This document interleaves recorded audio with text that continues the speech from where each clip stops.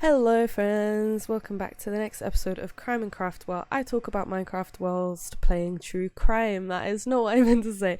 I play Minecraft whilst talking about true crime. Today's episode we're going to be building a house in this area. I'm going to try film it as a little montage and do a little audio over it, see how it goes, see how it turns out.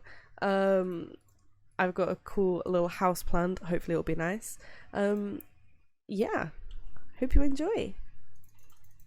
Michael Peterson, one of the most controversial names in true crime. Some people call him a narcissistic murderer, convinced he's guilty of 2 accounts of murder, whilst others believe that he's innocent, unfairly trialed and pinned with blame to fuel America's need for a villain in each story. There is so much to this case. It's so easy to go down like a massive rabbit hole. It feels like every video I watched and every podcast I listened to offered new information. A lot of the information out there is fairly biased, including the Netflix documentary, so I will be talking about that a fair bit. So, the date is the 9th of December 2001. Michael Peterson and his wife Kathleen Peterson have had a few drinks together, and they decide to go out of their pool, outside of their $1 million mansion in County Durham. It's late and it's cold, so Kathleen decides to go in and head to bed, whilst Michael stays out to finish his cigar. Then, at 2:41 a.m, 911 receives this call. Durham 911, where's your emergency? 1810 Cedar Street, please. What's wrong? My wife had an accident. She's still breathing. What kind of accident? Still down the stairs. She's still breathing. Please come. Is she conscious? What? Is she conscious? No, she's not conscious. Okay, Please. how many stairs did you What? fall down? Huh? How many stairs? Stairs. How many stairs? Calm down, sir. Calm down. No, 15, 20, I don't know. Please, get somebody here right away, please. Okay, Still somebody's dispatching the ambulance You know while I what? ask you questions. It's in Forest Hills, okay? Please, please. Kathleen had fallen down the stairs. Though Michael states that she was still breathing when he called, when the paramedics arrived at 2:48, she was pronounced dead at the scene. The photos are horrific. I won't show them on here, but if you feel comfortable, please take a look for yourself, because I guarantee the first thing that you think when you see them is, that was not a fall down the stairs. There was blood everywhere. It was splattered all the way up the wall. And this is the first thing that I'm going to mention the documentary didn't talk about, but it was all over the house as well. There was blood on the couch in a different room, along with some wipes on one of the doorways. And there was also one of Michael's footprints on the back of Kathleen's leg, a footprint in her blood. And this is weird because when she was found, or at least when paramedics were there, she was laying on her back, which means the only way that she could have got a footprint on the back of her leg was that she was moved. A lot of this blood as well was already dry. Kathleen had 7 deep lacerations on the back of her head. There was no damage to the skull or brain, but Deborah Radish, the state's chief medical examiner, after completing the autopsy, decided that Kathleen's injuries were not the result of a fall, but rather a homicide. Michael was indicted for first-degree murder on the 20th of December 2001. Now, before I go into details about the trial, I want to talk about Michael and his background. Michael was born in 1943. He went to Duke University, where he helped with the uni newspaper, and he graduated in 1965. He married a woman named Patricia in the same year and then served in the Marine Corps and was enlisted in Vietnam. He received an honourable discharge in 1971, and after this he claimed that he was awarded a Silver and Bronze Star along with 2 Purple Hearts. He also claimed that he was injured from gunfire. However, all of this was later found to be not true. He didn't have any official documentations for the medals nor the Purple Hearts, and he was injured in a car crash, not gunfire. So after his time in Vietnam, him and his wife Patricia moved to Germany for a short while with their 2 sons, Todd and Clayton. Whilst they were in Germany, Michael and Patricia befriended the couple that lived next door. They were called Elizabeth and George Ratliff, and they also had 2 daughters, Margaret and Martha. George died in 1983, which caused Elizabeth and Michael to get really, really close. They state that it wasn't romantic, but he would kind of go over and they'd always kind of help each other, look after each other, they'd do each other's washing, they'd help with food, they'd just help caring for all the children together. Until on the 25th of November 1985, Elizabeth Ratliff was found dead at the bottom of her staircase. And the last person to see her, Michael. At the time, the German police didn't really think anything of it. She had been complaining about headaches for a few weeks before her death, and the autopsy ruled the cause of death to be cerebral hemorrhage. I didn't say that right. To be a cerebral hemorrhage.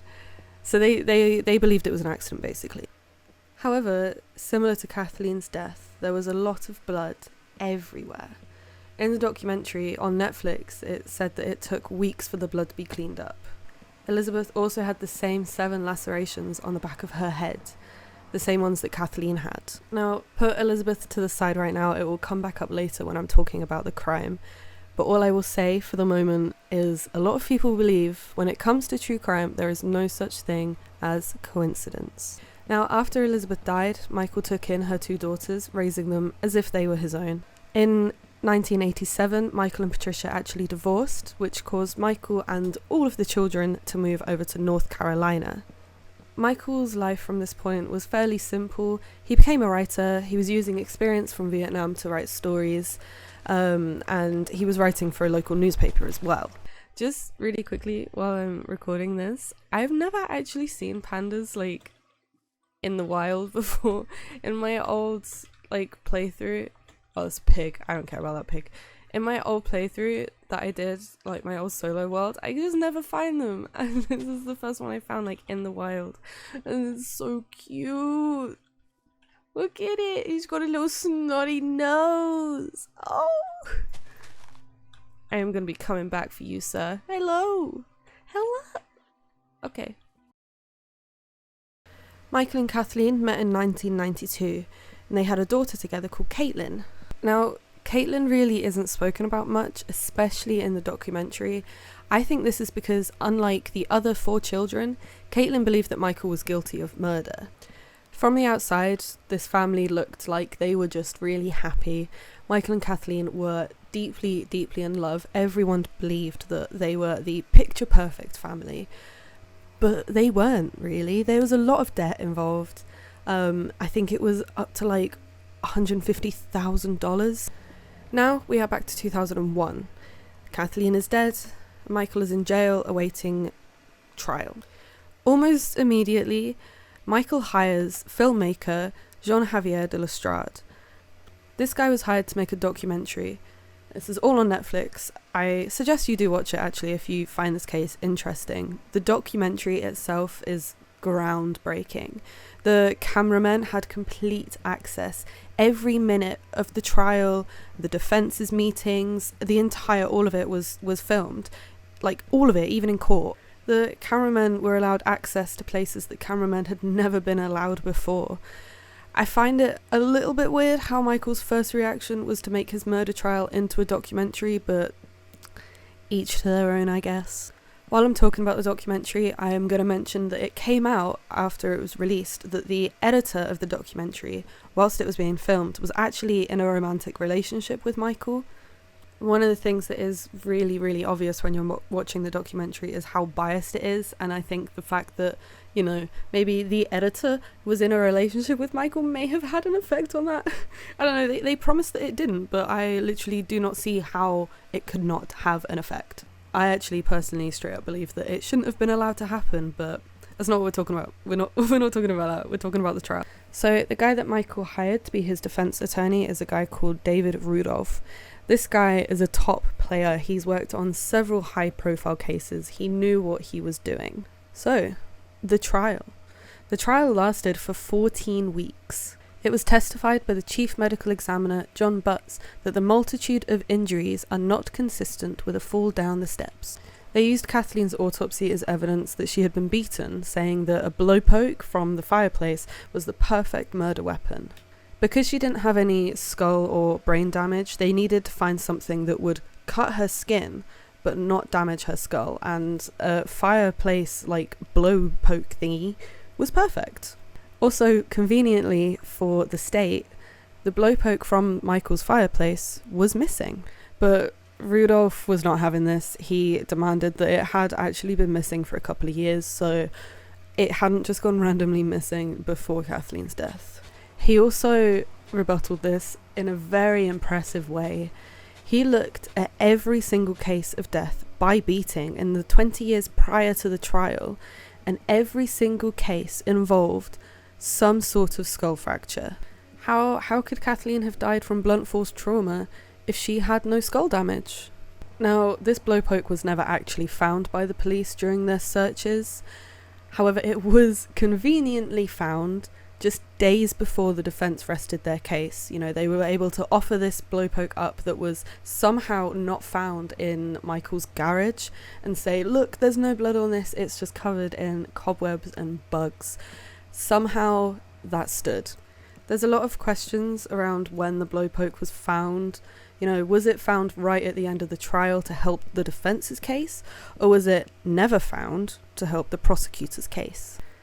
The next part of the trial, the blood. A guy called Dwayne Deaver testified that the way the blood was spattered meant that Kathleen suffered blunt force trauma. He also spoke about the blood inside Michael's shorts, saying that Michael's footprint and the way that the blood was spattered inside his shorts meant that Michael must have been stood over Kathleen when she was being beaten. During Deaver's testimony, he used photos of the blood spatters to support his evidence. The thing is, these photos were obviously tampered with. Rudolph rightfully called this out in court, and Deaver's only response was to say that the photos were glitched. Rudolph contributed the blood and the fall to the alcohol and Valium in Kathleen's system. Climbing a poorly lit staircase whilst intoxicated, wearing flip-flops, isn't the easiest thing ever. Rudolph stated that Kathleen fell backwards on the bottom half of the staircase, splitting her scalp open. She then attempted to get up, but slipped on her own blood, falling again, splitting her head open again, then dying from the blood loss.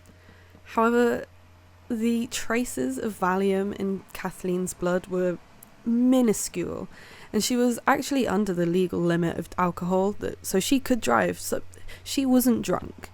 The other injuries that Kathleen had was a fractured cartilage in her throat, along with bruises on her face. I'm no expert, but I don't think those injuries really line up with falling on the back of her head. So, defense witness Dr. Jan Liestmer, I don't know if I'm saying that right, testified that Kathleen had suffered severe blood loss at least 45 minutes before she stopped breathing. This was found through red neurons being present in her blood. I'm not a scientist. I just read that, so I can't explain it. So yeah, the case that's being built up against Michael at the moment isn't really looking to be in his favour. And it's especially made worse when you bring Elizabeth back into the case. Like I said, a lot of people don't believe coincidences to be a thing when you're looking at crime, and this is exactly what the court agreed with. The fact that Elizabeth had exactly the same injuries as Kathleen, was found dead in exactly the same way, and the last person to see Elizabeth was Michael, it just lined up to make Michael look guilty. Now, they did actually dig Elizabeth's body back up to re-examine it, and this rightfully caused so much controversy. Elizabeth's daughters that I mentioned that Michael took in, they were distraught by this. I mean, it did change her autopsy result to be a death of homicide, not accidental, but I think morally that is just so wrong. So Elizabeth's death was brought in as 404B evidence to support the idea that Michael knew what he was doing when he killed Kathleen.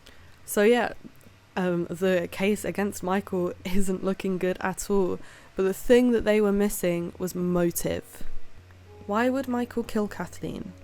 Everyone believed they were the happiest couple out there. They loved each other so much. Why would he do it? Like I said earlier, the family was actually in a lot of debt, and Kathleen did have life insurance of, I think it was up to like $1.5 million. Their relationship also wasn't as perfect as everyone believed. It was revealed that Michael wasn't faithful during the relationship. He had emailed a male escort and fully prepared to plan to meet up. I think there was also counts of other sexual affairs that he had, but I'm not 100% sure on that. Now, this evidence wasn't used quite right. The state claimed that it was Michael's bisexuality that was a motive for him to kill his wife. I don't understand that. They could have really fairly focused on the fact that Michael had cheated, and then Kathleen found out, so he had to kill her to stop her getting angry. But no, they really unfairly focused on his bisexuality. So there it was. There was a motive. Kathleen had found out about Michael's affairs. She got upset, so he killed her. I mean, there is no doubt that there was something going on. On the night of Kathleen's death, there were 216 files deleted from Michael's computer, and then after her death, a further 315 more files were deleted. After what was North Carolina's longest trials, Michael was found guilty of first-degree murder. He was sentenced to a life in prison without the possibility of parole. There is no doubt, I mean, the judge actually admitted this himself, but there is no doubt that what really swayed the jury was Diva's testimony on the blood being on Michael's shorts. So that's it. Michael is serving life in prison. It seems like the case is closed. Until 2011, when Dwayne Diva was actually fired from the FBI due to falsely representing evidence in about 30 cases. An example of this is the case of Greg Taylor, which I think I might do a video on, where he failed to show blood test results that actually would have helped Greg, and this resulted in Greg being released from prison. Obviously, to Michael and his attorney team, this was huge. This was an opportunity to get Michael out of jail. From here, Michael was actually released, but due to the uncertainty and intensity of a retrial, he actually decided to enter an Alford plea of voluntary manslaughter in 2017, with a maximum sentence of 86 months. He also got credit for the previous time served, which means that in 2017, Michael Peterson is a free man. Now, whether Michael is guilty or not, there is no question that he did not receive a fair trial. Diva tampered with evidence, and there was an unfair focus on his bisexuality. I actually watched an interview that Rudolph did with Russell Brand where he talks about filler juror, basically where you look at the jury and you decide who you need to sway the most. You know, who looks like they're agreeing with you and who looks like they're disagreeing with you. And from there, you decide, right, I need to sway my argument to make that juror member believe me. So for context, I don't know if this is still true, but at the time, in North Carolina, jury members aren't sequestered during trial, which means they are free to go about their daily lives. Now, Rudolph says that there was one member of the jury. He was an older black male. He looked very skeptical of the prosecution and the case that they were giving. Now, Rudolph claims that over the weekend that the jury were deliberating their decision, this guy was stopped by the police.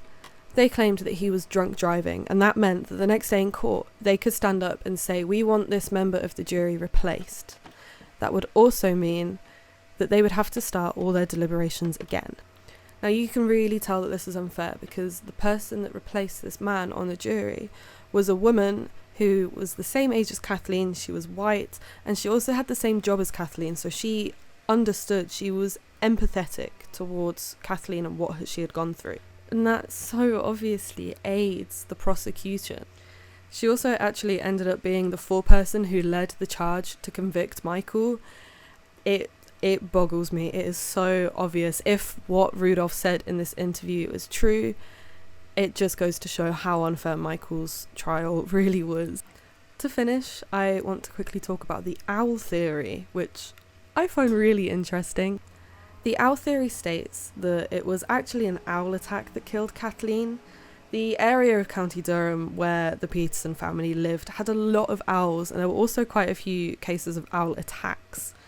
Now, in Kathleen's autopsy, there were traces of owl feathers in her hands, and the lacerations on the back of her head actually matched exactly like an owl claw, like two owl claws like grabbing at her head. So the argument is that she was, like, when Michael and Kathleen went out to the pool and she was walking back on her own, she was attacked by an owl and then, dazed and confused and in pain, then fell down the stairs. And it's actually really interesting because they did tests to hear, like, why wouldn't Michael have heard Kathleen screaming in pain from the pool. So they did test of this, and the only thing they could hear when they were at the pool from the house was an owl hooting. Honestly, I really like the owl theory. I think it really stands. Like I said, it's not unheard of for owls to attack people, and I don't know, the claws matching the lacerations, I really like it. The only thing is, Elizabeth. How?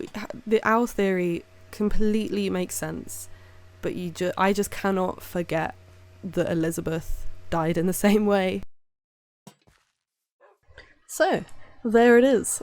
The case of Michael Peterson, or Kathleen Peterson, even Elizabeth Ratliff. It's crazy. It's crazy. And this is my finished house. It's definitely not decorated enough around here, but you know, it'll build up. I am gonna be one of those girls that just keeps it completely unfurnished.